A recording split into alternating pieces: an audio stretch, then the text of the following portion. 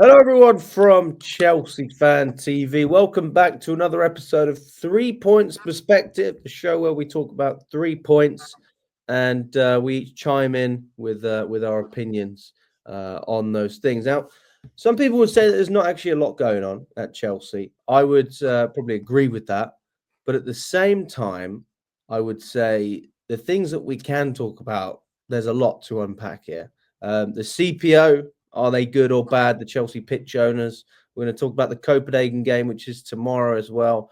And we're also going to brush up on the season that we've seen so far under Enzo Maresca. What's it been like? What's positive? What's not so good? And just where we think we're actually going at the moment. So, yeah, I mean, boys, we're going to start on the CPO. I mean, Lewis, me and Charlie, we were speaking about this before we started recording. We were saying that there's a lot of fans that don't necessarily understand why the CPO is important and what it signifies. I think, what did you say, Charlie? I'm trying to remember. What about what? The CPO. Or was it the fans not liking the CPO? No, just in terms of like, I think a lot of fans just sort of see a consensus online and then just run with it without kind of doing their own research. I think this has kind of all come back to light because obviously United announced plans for their new stadium whenever it was earlier this week, and it's like a new 100,000-seater stadium. Looks great or whatever. And then that's come back to people like thinking, well, where's our plans for our stadium? What's going on here? And then you get people talking about the pitch owners, and then suddenly, before you know it, you've got people blaming the pitch owners for there being sort of no progress on the stadium. But I think the difference between the Chelsea and United thing is massive because there's so much spare land around Old Trafford that there's no problem doing that. Whereas, with Chelsea, if you stay at Stamford Bridge, you're very limited in what you can do given the unique location, given the fact that you have to build downwards. You can't build upwards because there's listed buildings. And if you build up, you block views from listed buildings, which you're not allowed to do. All these little things I didn't actually know about beforehand. And so the criticism of the pitch owners is a bit of a weird one for me because I could understand it if a proposal had been put forward and they'd rejected the proposal, which was quite good for the club. Criticism warranted. But the fact is, there's been no proposal put forward. There's been nothing to turn down. So I'm a little bit confused at why online so many people are sticking the boot in on them when they actually, in this instance, haven't done anything wrong. So your stance is that until they reject a deal or an opportunity for Chelsea to move, then there's no reason to criticise them. Yeah, absolutely for me. Absolutely. There's nothing to criticise them for until there's a proposal on the table. And if it gets rejected for no good reason, seemingly, then criticism warranted. But until that point arises, I don't understand why people are going in on them. Lewis, what do you make of it? No, I actually agree with all of that. There's obviously a contingent of like pitch owners that just don't want to leave under any circumstance. I think it's a problem that we're going to have to address when we come to it. But for now, it's basically like the same that Charlie said. Like they haven't had any proposals for everything about whether we should move to Earls Court or not. They haven't tried to get us to move. So they haven't had anything to reject. If they haven't had anything to reject, then like there's no point going at the pitch owners. Honestly, it's just a case of if you want to have a say, make a vote. I mean, not make a vote, buy a share in it. And then you can vote. Yeah, at the very least, you can have a vote about it, and like your word could at least stand for something. But yeah, like I think the biggest thing is just more worried that if there was a proposal, they just outright reject it anyway, just because they don't want Chelsea to move. But even that is just more of an assumption, if anything. We don't know that until we get the proposal. And if it's something like 50 miles away from Stamford Bridge, I get why people would reject it.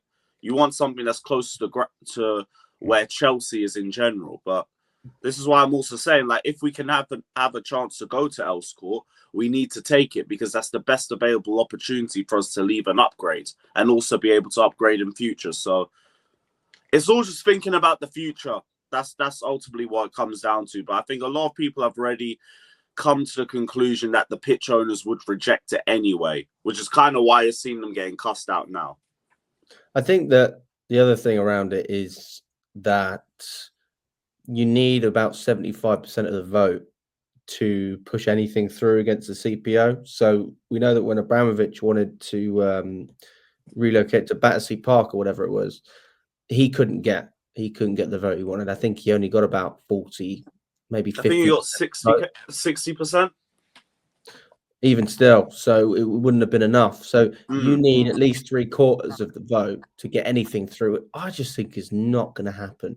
I mean, it's difficult when you've got an owner that you love, and you've got an ownership that, quite frankly, aren't popular at Chelsea anymore, especially with all these revelations that have come out individually. Really, you could look at Vivid Seats, you could look at private equity, the debt, all these different aspects, and there's generally a reason to not like any of the owners individually. So if they are the ones that are pushing to relocate, I can understand why Chelsea fans want to go against that, purely because they want it, because they've got that real estate that can then be used at Stamford Bridge, and they're obviously going to look to either build on it and sell, or they're going to make money off of it somehow. So that's what I'm thinking is going to happen. I mean, there's this whole story about Egg Barley wants this and Bowley wants that, and they're almost trying to pin each other, the other way. Good part of the Civil War talk, isn't it? Yeah, but I think it's bullshit. I think it's absolute bullshit. I think they both want to leave. I think that they're not silly. If you understand that going, you're going to get an extra 20,000 seats. Are you kidding me? Of course they want to leave and own the real estate that we already had. It's not like you're getting rid of it. They can sell that on for extra profit. So, what will happen is that Blueco will just own more assets that used to belong to Chelsea, and that's how they increase the value, right? So, I mean, that's my opinion on it. To be honest, my ideal solution would be to leave, not because I don't like Stamford Bridge, not because it's not, it's a historic and iconic venue, but ultimately two reasons for me. One, you're capped at 60k pretty much at Stamford Bridge. You can't get any more than that. So that then leaves you with no room to further develop the stadium at all. Yeah. Secondly, if we knock it down, well, we're going to have to go and play somewhere else for 4 or 5 years. I don't fancy playing home games for 4 or 5 years in a soulless Wembley. We can't get a very good atmosphere at Stamford Bridge. Imagine what the atmosphere is going to be like for us at Wembley. Secondly, and then for Earls Court, it's ideal. Your match day traditions don't change. You go into the same area, you can go to the same pubs, you can meet up in the same places. You get a stadium that is going to be modern, that is going to be up there with the times. It's going to put us on par with where we deserve to be and have a stadium that we deserve to have for a football club of our status. Plus, you've got a scenario where, okay, Earls Court might be 60 or 65, but you're in a position where in years to come, you can make that maybe 70, 75, 80. At Stamford Bridge, you get your 60k seats. That's it. You can't do anything more at that location. So for me, as much as I'd love to stay there, it would be better to go to Earls Court if we can. Plus, you can continue to play at Stamford Bridge whilst that's being built. It's literally the ideal scenario. Yeah, I think. Plus, it gives you a good farewell as well. Yeah. I want to add to that, but I agree with everything else. I don't know. I was very much on the side of go to Earls Court. I really was. I was, mate. But I think you go with the right owner. I think that means a lot, because then you've got to look at the way the next stadium's going to be built. What's the purpose? But that area isn't going to just wait for a new owner. No, it's not going to wait. It's not going to wait. But there's different ways to look at it, right? So, and I'd also say, where else are we going to get an opportunity to move and stay near Chelsea? We're not.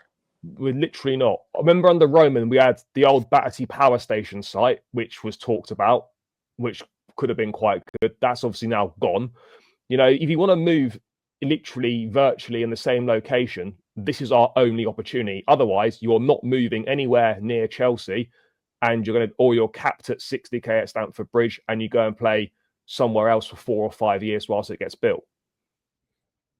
And also, like, we're gonna outlive Clear Lake, so it shouldn't be a case of just we'll move with the right owner. We don't need to. But Clear Lake won't be here forever. We will be.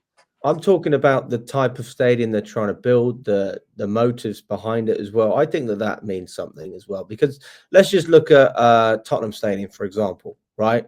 One of the key factors in that stadium was to try and have an atmosphere. And whether you've got an atmosphere or not is a different question. But that was one of the things they were looking for when designing.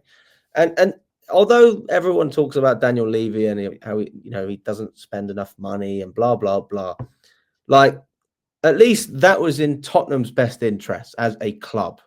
I just think that everything that these owners do, the club is not at the forefront of that. So if we were to build a new stadium, I'm not sure that I necessarily trust them to be able to manage to do that for whatever reason. I think, first of all, I think you'll find that they'll build it in a way that affects the atmosphere massively. That will be quite far away from the pitch. I'm not saying West Ham far away, but I'll be real, bro. This is just a mad assumption, though. No, but it's not, though, is it? Who's to say they build the they're ground just going to put bums on seats? We don't know that. They're going to put bums on seats, and that's all they care about. I hear that, but like that doesn't mean they can't just build a stadium that has us closer to the pitch. We don't know that. It is an assumption. It's not fact. It's a logical assumption. Yeah, in your opinion, it is. They could build a brilliant stadium like this. If you can be closer to the pitch and have, I don't know, let's just say 70k, or it's still a good number, or if you can have shit seats and be at 80k, what do you think that the ownership are going to do? But there's always going to be some... if we call it what it is, like, you'd have more seats if they were closer to the ground anyway. I mean, if they were closer to the pitch, you'd have more seats. What, in terms of spreading it out? Yeah, because like you'd have to have more seats get closer to the pitch so you can make up more ground. That's just one of my concerns, is that no, I just think it's like we've got an idea that everything the owners would do would just be complete failures and just bad. If they build a new ground, I'd expect them to build a good ground. But they're not going to be building it, though. They'll get someone else to design it. Jonathan Goldstein will build it most likely. He's the guy who does real estate and construction, all that. Yeah, but they'll get they'll get the best architects to plan it, and then people will come in and build it. I understand that people are skeptical and they've got this perception that everything this ownership does is going to be crap. It's not about being crap. It's about the fact that it's not in the best interest of the club. It's not in the best interest. So building a new stadium absolutely is in the best interest of the club, especially at Earls Court. Not necessarily. I don't. It's not in our best interest to stay at Stamford Bridge. When Everton move to their new stadium next season, we'll be 10th in the Premier League for stadium size. That is and poor. Then, God forbid, Sunderland goes up, we'll be 11th. Yeah, that is poor, and we are missing out on so much match day revenue compared to other teams in the Premier League. Think how many Chelsea fans want to go to games that can't go to games because there's not enough tickets or whatever, because the capacity is not there. We are getting left behind. So, in my opinion, it is absolutely in the best interests of Chelsea to have a stadium befitting of our status as a football club. Because right now, our stadium does not befit the status that we have as a club. Because you've got Everton with a better stadium than Chelsea. You've got Villa with a bigger stadium. City, Arsenal, Spurs, West Ham, Man United. All these clubs have got bigger stadiums and better stadiums. Well, maybe not London, but they've all got bigger stadiums than us. That can't be right. So, I for me personally, I disagree with the notion that a new stadium is not in the best interest of the club, because for me, it absolutely is. Again, I was on that side. I really was. It's only recently, since the revelations have come out with the ownership, that I can't trust the thing they do. I cannot trust them. And people say that it's going to save match-going fans money. I say bullshit. They are going to charge you extortionate amounts, no matter how big the stadium is. That I agree with. When we stay or move, the prices are going to be a madness. But the difference is there'll be more seats to go around if we move. So I think then it you still can have works an out as a benefit. Yeah. Right now, there's less tickets than there ever was for members and for like just your average match going fan, because everything's been turned into hospitality. West Stand is now half hospitality, Westview and parts of West Lower. Same thing with East Lower, same thing with East Upper. There's barely any seats to go around It's unless literally you're a Matthew season Harding and ticket Shed, isn't holder. it now? Matthew Yep. Harding and Shed pretty much is That's it. your And only Matthew chance. Harding is basically all season ticket holders. Same thing with the Shed. We saw what it was like during the whole sanctions. Like, it was East Lower that was empty. Nothing else, really. Everything else is just filled with season ticket holders. So my thing is like there will still be more opportunities for fans to go to games if we moved, just because there'd be more tickets available. The prices, I agree with you, though. They're always going to get hyped up. Yeah. This is where we are now. But even if we stay, I'll tell you what, if we stayed at if we stayed at Stamford Bridge, I'm not saying that the tickets won't increase if we move, because they probably will. But you can absolutely guarantee, with the amount of revenue we're missing out on at Stamford Bridge due to the size, the tickets are 100% going up in price if we stay there. It's like Man United, though, isn't it? Jim Radcliffe, he said they're going to put their season ticket prices. Everyone's putting their prices up. Every single club, its ticket prices are going up. This is not just a Chelsea thing. This is a Premier League wide thing. It's quite sad, though, isn't it? Really. But it was always going to happen, though. You know, it is. But like, this is football now, so. But it's life as well, isn't it? Like, everything's getting more expensive. That's just the reality, you know. What do you pay on average, Charlie? Because I know you get tickets off other people. How much do you generally pay for a home game? Whatever the face value is. So, you know, depending on what category of match it's in, it's between like 58 and 68, generally speaking. If it's like a Arsenal, if it's like a category A match, I think if it's like a Man City and Arsenal, whatever, it'll be like sort of 63, 65 quid, I think face value is. And then for the lesser games, it can be, I think it's around 50, 55 quid for like a category C game if it's against a shit team, like a Southampton or a Leicester or whatever. That's a concern as well, isn't it? Not just for season ticket holders, but for memberships as well. Like I know Matt, for example, like sometimes he pays stupid money for some of the home games. Like people are paying 80, 90 quid. Oh, mate, I would never pay. I would never pay more than face value for a ticket. Never. In only exception if it was a final. Fair. I'm with you on that. Right, boys. Let's move on to Copenhagen. We obviously went to Denmark. We didn't play our best football, but we got the job done. It was a great atmosphere out there. I've got to say, I think the Copenhagen Ultras are honestly one of the best I've ever seen. They'll be here. They will. They'll be in the corner. I think there's, not to shit on our own team. I don't want to sound like that, but I think that they're going to probably make more noise than we will. Oh, mate, that's not an unpopular thing to say. That's absolute facts. Guaranteed they'll make European more noise. Away crowd on a conference league night. Yeah, I'd put money on that. Mate, remember when we played Zagreb in the Champions League at home, and they had that small corner of fans, and they made more noise than us comfortably. Look, we're match-going fans, and look, we're part of it. But the reality is that most teams that come to Stamford Bridge are making more noise than us.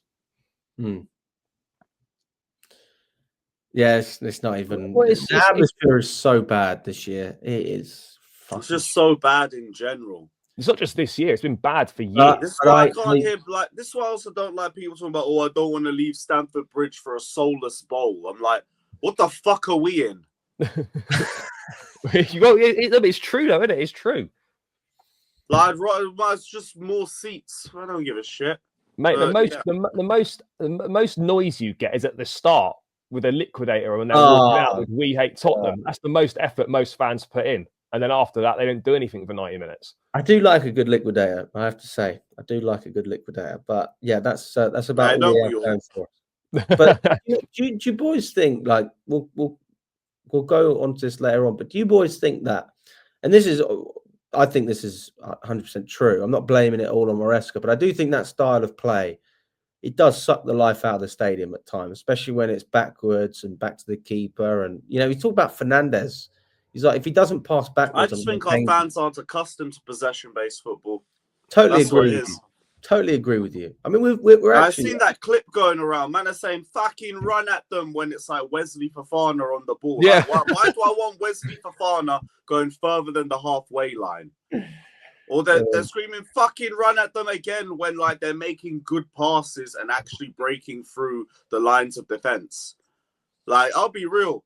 Some of our fans are just too dumb to get possession-based football. I'll just call it what it is. No, but it's true. They like, just rather just run around and work rate and dog work and give it all and all of that. But, you know what the best part about the fact that we have this style of play? We now have to play our first team players because we didn't kill off the game in the first leg. But because of the way that we play, the players will be a lot less fatigued. Yeah. For the game against Arsenal, as opposed to if we're doing the whole fucking pressing football and let's just chase the ball for 90 minutes. That's how you tire a team out. At least moving the ball sideways and like trying to open up gaps in the defensive line can at least keep the players like fit for longer because they're not running as much. Plus, when you've got the ball, when you've got a lot of the ball, you're tiring the opposition out because they're constantly chasing it. So I ain't got a problem with this style of play. I don't mind it. Look, at times it's not particularly exciting to watch, but we've played more exciting brands of football, back 3 under 2 call and whatnot. There were games that were dreadful to watch. Whatever style of football you're playing, there's going to be times in the season when you are not an enjoyable watch. So, and that's just the reality. I think too many fans, unfortunately, your average fan, the greatest of respect, is not very intelligent. That's just the reality. And so, of course, we can criticize, and of course, we'd all love to see great performances every week. But football don't work like that. And as long as I'm seeing progress from my team, as long as my team is winning, I can look past certain issues with the style of play. But one thing I will admit is that if you're not getting results, this style of football is probably one of the most boring to watch if you're not getting the results. Yeah, I hear that. My whole stance on Maresca ball is that if he had the same squad that Sarri had, for example, when he come in, I wouldn't be as worried. I wouldn't be as worried because I know that the players are capable of dragging you across the line, and that because a lot of these players have experience within different types of teams and have won, are winners. Then you can kind of have the best of both worlds. You can implement that style of play and continue to win as well. Under Sarri, we got to a Carabao Cup final. We should have won that game, and we won the Europa League. Yeah, so there's nothing to say you can't win playing that type of football. Me and Lewis, we both like Sarri. I was a big fan of Sarri. I thought it was great. In hindsight, he should have stayed longer. He regrets it as well. He said it publicly. He was hounded out basically. Yeah, I don't blame him though. I don't blame him for leaving. It's not a happy working environment, is it? No, imagine you just won a trophy and got to a domestic final, and you got Champions League. Finished top 4. No, and you still get asked to leave. And this is my point: is that too many Chelsea fans they've got this massive sense of entitlement that they think they know best, and that if they're not seeing what they want to see, then it's a massive problem. Yeah, I mean, can we not agree that there are times though where it would be nice to just see a little bit more counter-attacking? Of course, stuff like that. Yeah, of course. Yeah, but you won't get that against a low block. So it's like, yeah, when the team sits deep, you're going to have Leicester played a back 5. They offered nothing going forward. Leicester. There was in that game, for example, there was going to be hardly any opportunities to counter-attack because they're not committing any men forward. Yeah. You want to see counter-attacks? Maybe wait till the end of the campaign when we're playing teams that might be counter-attacking. Like Newcastle, Forest, teams that might commit more men forward. You might get more of it. But the reality is... I just realised we're playing United and Forest. Yeah, forget. Yeah. So you've got you're not going to see that type of football because the majority of teams we play are going to more than likely sit deeper. So there's going to be limited opportunities to counter-attack. And so you probably are better off with a patient possession style of football, waiting for that opportunity to come. We've got the individual quality to thread the right passes. It might not be the most exciting watch, but that's what we're doing right now. Maresca himself said it afterwards. This is the style of play we're playing. This is the way I'm going to play. And the fans need to understand that. And that's it. I think maybe this is where it comes in and it gets a bit toxic, is there are fans that understand it, but they just don't like it. Well, You but know, people are and that, entitled to their opinion. That's fine. yeah. But it's not changing. So you moaning about it and losing your heads about it is doing nothing. If you want to do that, absolutely fine. It's not changing anything. And so for me, as long as we're winning, I don't really mind. That's why I was surprised at how many people were pissed off, even though we beat Leicester. I'm like, guys, football's about winning. You know, let's not be spoiled here. You know, yes, we'd love to have both. We'd love to watch a good game and win. But if I've got a choice of stinking the gaff out every week and winning, or, do you know what? We lost 4-3, but we played really well, so it doesn't matter. I'm stinking the gaff out every week. So at the end of the day, I want to see my team win. I agree with you, but then like we get a little bit more precise. You say, okay, so you don't mind if the performances aren't great as long as we get results. I want to win, yeah. I don't care about anything else. So that's my personal opinion. Other people might be. What is winning? What is winning? Is it top 4? Is it a title? I want to see my team winning football matches, and then so if we win enough football matches, win games and be on target. Exactly, win games, and then winning games gets you to winning trophies at the end of the day. That's what I'm looking for. Because if we're talking about games like that on a consistent basis to finish in the top 4, I'm not behind it. I'm not. If we're talking about winning games like that and picking up trophies, then I'm there. I can get behind that. You know, I really can. And that's why I appreciate Mourinho. You know, if we're winning matches and we're winning trophies, but you hear this, man. People want more entertaining football, and then you have people saying sack Maresca and bring Mourinho back, and it's like, yeah, huh? Do you not listen to yourselves? Like, guys are just stuck in a nostalgia trap. They just don't. Mourinho in 2025, you know, man. Please, let's leave the legacy alone. He's doing well with Fenerbahce. He's doing all right, yeah. And there's a reason why he's at Fenerbahce, respectfully. I'm not even going to lie to you. I mean, personally, I don't think Mourinho needs to come back to Chelsea, but I think he's more than capable of still managing a top Premier League club. I really do. If they give him the resources that he needs, like, he's perfectly capable. No, but like, didn't Mourinho even come out and say he wants to manage a lower tier Premier League club? Yeah, like, he gets the level. He gets the level. Like him playing the defensive football at some mid-table team and being very, very hard to break down. That'll be his bag in the future. But in terms of like a top side, I don't know if he's got that in him anymore. Newcastle, I reckon, if Eddie Howe ever got sacked. I don't think Newcastle would appoint him. No. I'll be honest. I personally feel Everton. Yeah, I'll be real. I think he's personally, for me, his time at a big Premier League club is done, in my opinion. I think he could still do a good job, because you got to look at other teams and what he's done with those teams. Like, you got to be exceptional to get Roma into a Conference League final, win that. And let's be real, like, he probably should have won the Europa League as well. Should have won the Europa League, yeah. So I think you've got to be. You haven't lost it. I don't think he's lost his magic touch. It's just that some people don't like the style. They say the style is outdated, but the results, I think that speaks for itself. And even the fact that he's got Fenerbahce competing with Galatasaray the way they are, and they're still very much in the race. Like, if he wins the league with Fenerbahce, that would be unbelievable. Because I'm not going to lie, I think he's totally on point about all those Turkish refs. No, he is right, yeah. They are horrendous. I've never seen, like, we think that our refs are bad. They are just. Oh, the Turkish refs are a joke. Referees just stink, full stop. That's what I've just come to accept. Regardless of the league, the referees are just garbage. Always will be. I was on I was chatting in the stadium with guys sits next to me, and he was like, "Oh, we should get the Spanish referees. They're really good." And I was like, "Are they? I don't know. Well, they're better than what we've got." Are they renowned for being the best? Every fan base in every league thinks they have the worst refs. Yeah. The referees just suck. They're not good. No, there is a real dip in quality. Like, I've come to a point where, unless it's an Ovrebo level sort of performance where we're just getting robbed, I don't really like talking about the ref too much. No. Ultimately, the ref will cost you. You have to be able to just accommodate for it. But ultimately, do your job, and you won't have to spend time talking about a ref. Yeah, it's true. That's it.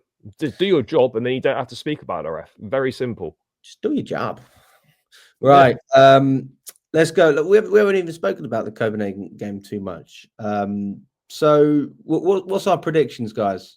Well, I think we'll go through, but it's just a bit conceding that late goal in the first leg was just a little bit disappointing because it means that we probably at 2-1, there's probably not the scope to do as much rotation as we perhaps would have liked to have done with the Arsenal game like 2 or 3 days later. Plus, we haven't got that many options to rotate with anyway. You know, there's not that many different things you can do. You know, maybe you play the young kid up front again, Maresca, you play Tyreek George. I guess you're going to have to do something similar in midfield. You play Dewsbury Hall again, and then maybe Enzo and Caicedo do a half each. You know, there's not that many changes we can make. I'd expect the team to be very similar to the one that played in the first leg. Do you agree with that, Lewis? Yeah, I kind of expect the same. Like, I don't think we're going to rotate too much compared to the first leg. It's just more about killing the game off in the first half. Get an early goal or two. We should be able to see the tie out from there. And sorry to you guys. I hope this game's even more boring for you guys than Sunday. I'll be so real. I want us to get like 2 goals in the first 10 minutes and pass the ball sideways and backwards for the remaining 70. Retain everybody's fitness. Make sure we have no injuries. No one stretches themselves out too much or like does too much cardio, and just see the game out from there. So, yeah, I'll be real. I'm hoping it's a dead watch. I'll be so real. Fair enough. At least it's about going through, isn't it? That's the main thing. Just get through. Yeah, kill it off early. Like, make it boring. This is the right game for it. You get a goal in the first 10 minutes, the tie's done. I love a good park the bus shit house, but I don't know how I feel about that's like FIFA levels right there when you just have the ball and you don't get rid of it. But they're both boring then. This is like why I get confused. I don't know. It's just a park the bus is iconic, isn't it? But it's still boring. Yeah, it is boring, but you know, there's nothing. I've never known someone to be like, yeah, just keep the ball. Do you know what's great though? But this is you control games by keeping the ball. Yeah, exactly. You have less shots against you by keeping the ball. Yeah. You have less threats at your goal by keeping the ball. This is why I don't get why people are bored with like possession-based football, but then they want park the bus football. I don't get it. Yeah, no, you're right. One's just like boring with less control, and one's boring with more control, with more of a likelihood of winning. And less injuries. Maybe it's something to do with like the dark arts, for example. You know, that sort of Mourinho, Simeone style. No, it's because it's associated with us winning trophies. But then acknowledge that we can win trophies playing boring football. So it's again like, what are people moaning about? True. So what's your score prediction saying? Lewis, you're going 2-0. No. Probably 2-1. Probably 2-1. Clean sheets at Chelsea, yeah, sure. We don't do that with Sanchez in goal. No, yeah, and probably Colwell playing as well. Maybe not. You think he's going to play? I think Badiashile will play again. Yeah, because it was Badiashile, Tosin, and Chalobah. It's almost like a sort of a kind of a back three sort of thing. It was Tosin and Colwell against Leicester, right? Yeah. It'll be Badiashile. And then what? James back in the midfield? Possibly. I wouldn't be opposed to it. No, I wouldn't either. He needs some minutes ahead of Arsenal because otherwise he wouldn't have played for. Again, I'm expecting us to control games, so like it shouldn't be too bad on him. Yeah, run it. Yeah. One of Caicedo and Enzo starts the first half, the other starts the second half. Yeah. The only thing I'm not sure about is whether you'd start Cole Palmer in this game or not, given he was ill, you know, against Leicester and whatnot. I don't know if you'd start him in this game, but we probably will see him. I'd give him a half. I think he wants to start there, which is the nice thing, isn't it? I think if he's struggling and the manager says, like, I need you, then it's different. But if he's saying, I want to play, he's coming up to Maresca saying that, then that's a good sign. You know, he's got a mentality. One thing I love about Palmer, not enough people talk about that guy's mentality. His mentality is brilliant. Yeah. And he offers, there's nothing that he doesn't offer on that pitch, except maybe an aerial threat. Like, he gives me creativity, he scores goals, he's a good set piece taker, and defensively, like, I think his work rate is fantastic. Yeah, honestly, I've never had any questions about his mentality anyway. Even him defensively, that's something that don't really get spoken about enough with him either. It's just, bro's got to start scoring soon. So that's why I'd want to start him again in this game. It's just another opportunity for him to break his duck. Yeah, no, I hear it.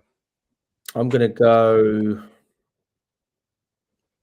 1-1. No, it won't be 1. I don't think. I think I'm going to go 3-1. Well, I mean, I'm just going based on how we played in the first leg, based on how we played against Leicester, based on how we've been defensively. I see us conceding. I see us being able to score, but it will be like a jammy goal, maybe a goal from a set piece or something like that. That's what I can see. So I'm going to go 1-1, but we still qualify. Yeah, fair. As long as we qualify, that's all that matters. Right. Well, listen, we're going to wrap it up there, guys. Big up to both of you for coming on. And big up to everyone if you've been watching until the end as well. Subscribe to Lewis and Charlie's channels. They'll be in the descriptions. And listen, we're going to have another live preview later on today, as well as if you're watching this on match day, there'll be a preview as well, a live preview for that. So check that out. But apart from that, we'll catch up very soon. All the best.